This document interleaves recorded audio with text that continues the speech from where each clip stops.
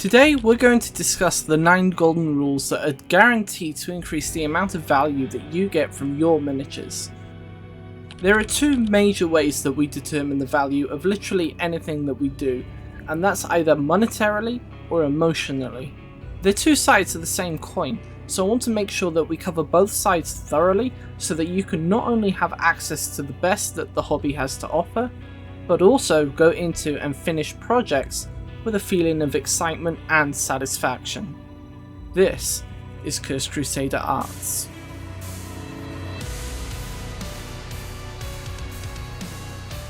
The first golden rule is simply to be bold.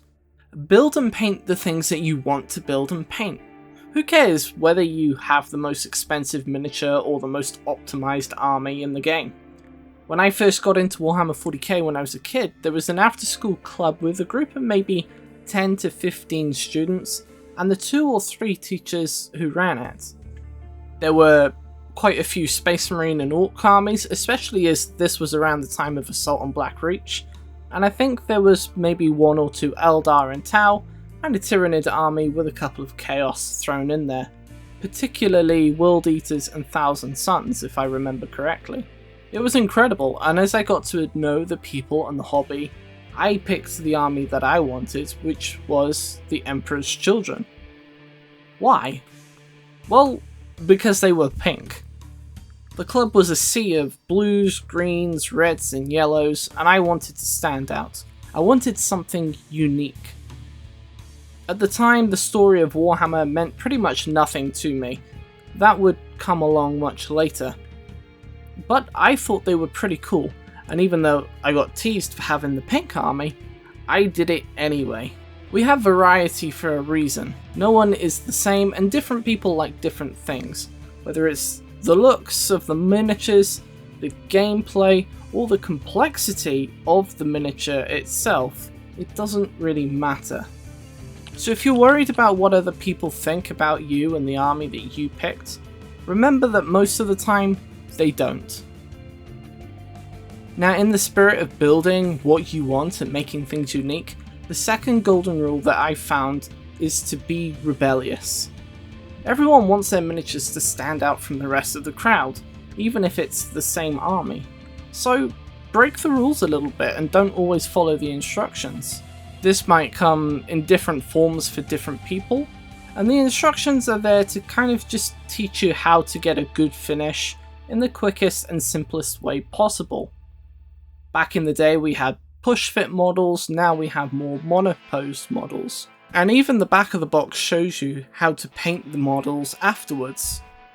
But what if you want salamanders instead of ultramarines? Is the standard box of intercessors going to show you how to do that? No, so you're going to have to go against that. You'll have to make your own paint schemes and use different parts to achieve the things that you want to make. You're going to need to look for entirely different components and maybe get expansion packs, new decals, and completely different paints just to get that dream army. Instructions are there to teach you the basics, but it's up to you to advance from there.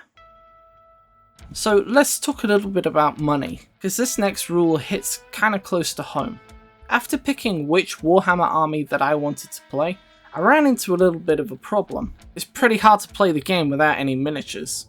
But the thing was, my parents also had a little problem, or rather a question. How long is the novelty going to last? Miniatures were pretty expensive back then, and they're even more expensive now. So how do you work around this? My parents solved this issue by finding and buying me a second-hand Chaos Space Marines army. Back then, the factions like World Eaters, Death Guard, Thousand Suns and Emperor's Children were only a squad or 2 large with a few champions that you would add on top of the main Chaos Marine army. And I still remember most of that first army. I remember having a Defiler, a Rhino, a whole bunch of standard Chaos Marines and some Khorne Berserkers. And I'm pretty sure there were a few more things added to it too. But it was a quick, easy and cheap way to give me that head start, all by finding that second-hand army on eBay. So be frugal in this hobby because it isn't cheap and your resources are scarce. Even now, I follow this by trying to avoid the hobby tax and finding cheaper alternatives to my problems, like buying bulk spare parts for maybe £15 off eBay instead of an entire kit for £40 to £60 where most of the parts I'm not even going to use. On top of this, I was recently after some sort of generic basing materials, and man, that stuff is expensive. And instead of paying an extortionate amount of hobby branded basing materials, guess what I did? I spent £10 on a 10kg bag of tortoise terrain. Let me repeat that for you. It costs £5.25 for a 150mm pot of coloured gravel with a hobby label versus a 10kg bag of literal dirt, stones and tiny roots for £10. £10 and I never need to get my standard basing materials again. Shiny things come with a big price tag, when all you need to do is dust off the old stuff. Going back to the emotional side, this next rule makes me think of a few people I knew who stopped hobbying. Back in that after school club that I went to, once I was a few years into the hobby, one of the other students stopped coming as often, and I asked them why. Now, I don't remember exactly word for word what they said, but essentially they were getting pretty bored. Every model felt or looked the same, every battle was played out the same way, and they always played against the same people. We all go through this kind of disillusioned phase where the hobby just doesn't feel the same as it used to, and inevitably we start to drift away. So I ask you to be curious. Play around with the tools and the materials to get different effects. Paint in different styles to learn new techniques. The thing about this hobby is that it's a hobby. Your miniatures are just toys. And now, I know that might upset some people, and I'm pretty sure there's an angry mob outside my house right now for taking their super expensive plastic soldier and calling it a toy. But let me ask you this. If it costs you so much more, shouldn't you play with it? Shouldn't you extract as much fun out of this thing as you can? Rule number 5, be attentive.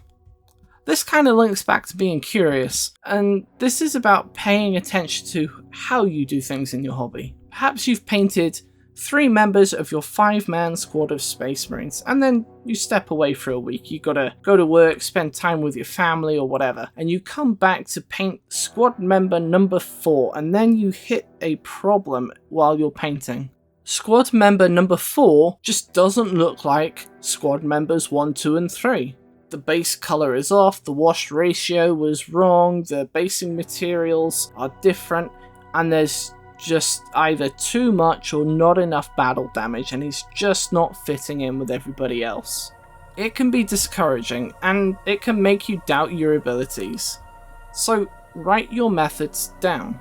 You really should pay attention to the things that you're doing and log your paint schemes and the techniques that you use so that you can consistently replicate the effects over and over again, so that when you do want something to change, it's intentional instead of accidental. The same thing applies when you're using different materials in weird ways.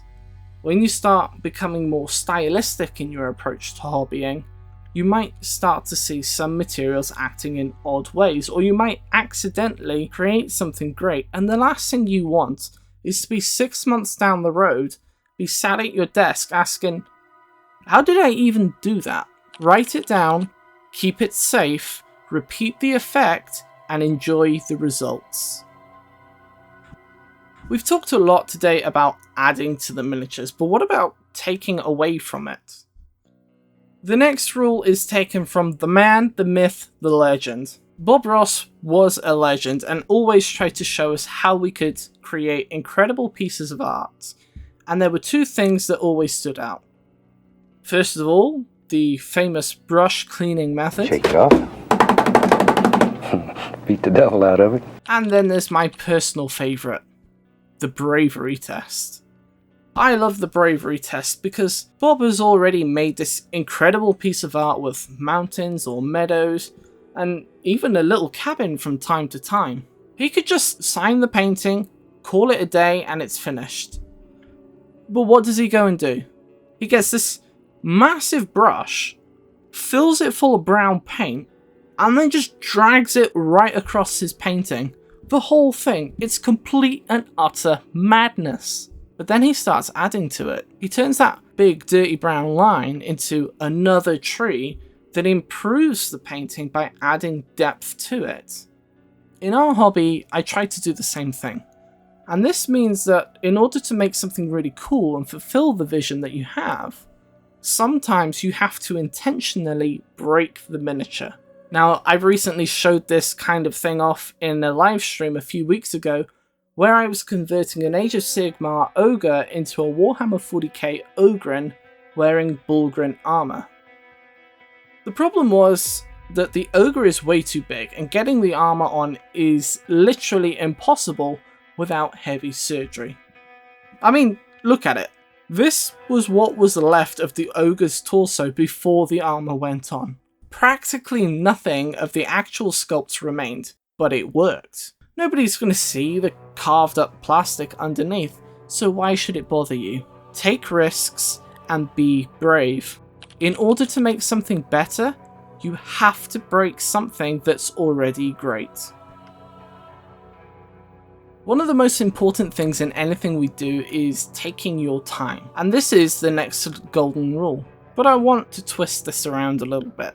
Usually, when we say take your time, we mean for you to slow down instead of rushing, but advancements in the hobbying tools has given us speed paints, pens for painting, and styles like Slapchop designed to speed up the process. So I want to clarify that when I say take your time, I mean this in the most literal sense.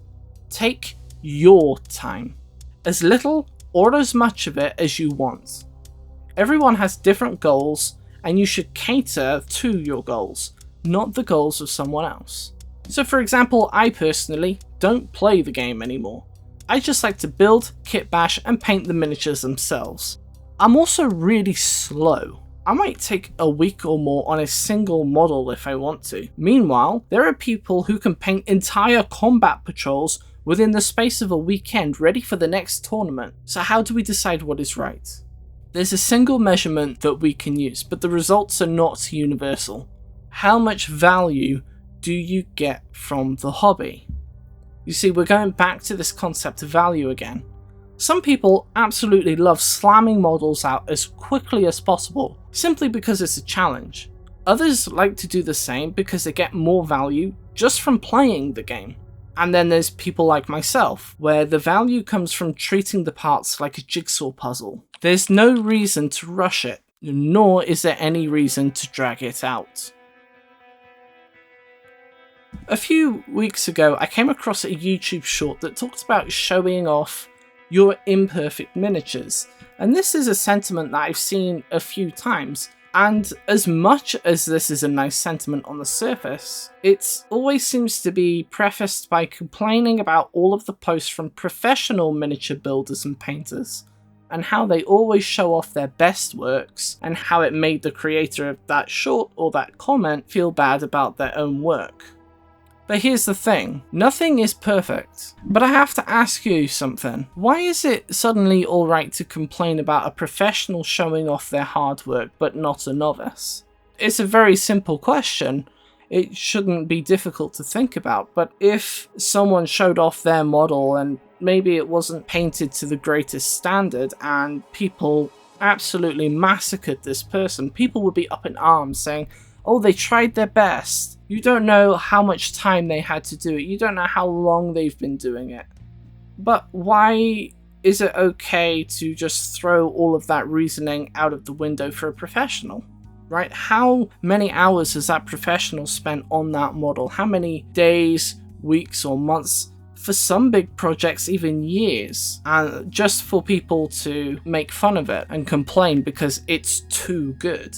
I think it's important that we appreciate everyone's hard work, But we should also be teachable. Instead of thinking that someone is so much better than you that it becomes a bitter and cruel feeling, perhaps try and find out how they got to that result in the first place. Because at some point, that professional who does the best OSL or the best line work or the best shading or whatever, they were at the bottom of the rung too. They were beginners once. In the modern world of social media, I can guarantee you that a majority of the people that you see posting professionally are going to have tutorials on Instagram, YouTube, TikTok, Patreon, and wherever else. So just have a look. Last year I made a video where I tried to improve my painting by using more line work, and this was inspired and based off the work of Sergio Calvo, who has phenomenal skills with a paintbrush. And all I did was try to emulate what I could see on his models onto my own. Was I as good? No, absolutely not. But I learnt new things and I enjoyed doing it. I even reached out to him about it and he got back to me, encouraging me to continue working on my skills. If you think someone is better than you, you're not upset with their work, you're upset with yours. So work on it. The last rule is to be satisfied with your work and the effort that you put in. This is your hobby. It's the thing that you do for personal enjoyment when you come home from work and school, when the kids have gone to bed or your homework is finally finished. Enjoy yourself and give yourself a little bit of credit for taking the time to create something with your own two hands. Sometimes we can fall into the trap of putting so much effort into our miniatures and setting the bar so high that we just stress ourselves out more and more until we become sick of the thing that we love. You spend a lot of time and money on these little toy soldiers. Would it be that bad if you allowed yourself to enjoy it? So, to sum it all up, there are 9 golden rules to hobbying that if you follow, you'll increase the value that you get from your miniatures tenfold. Number 1. Be bold. Have the courage to choose the miniatures that you want to build, regardless of what anyone else says. Number 2. Be rebellious. The instructions that come along with your miniatures are guidelines to help beginners. Once you know what you're doing, go against the grain and make your own. Number 3. Be frugal. This is an expensive hobby no matter which brand you choose. Find easy ways to save cash by looking for the same materials in different markets. Number 4. Be curious. Curiosity killed the cat, but you're not a cat. Experiment with your miniatures and the materials you have to create something unique. Number 5. Be attentive. When you're building and painting, take the time to record your paint schemes, materials, and processes so that you can easily review and repeat them so that your army looks consistent. Number 6. Be brave. Some of the greatest kit bashes we've ever seen required the miniatures to be broken in the first place.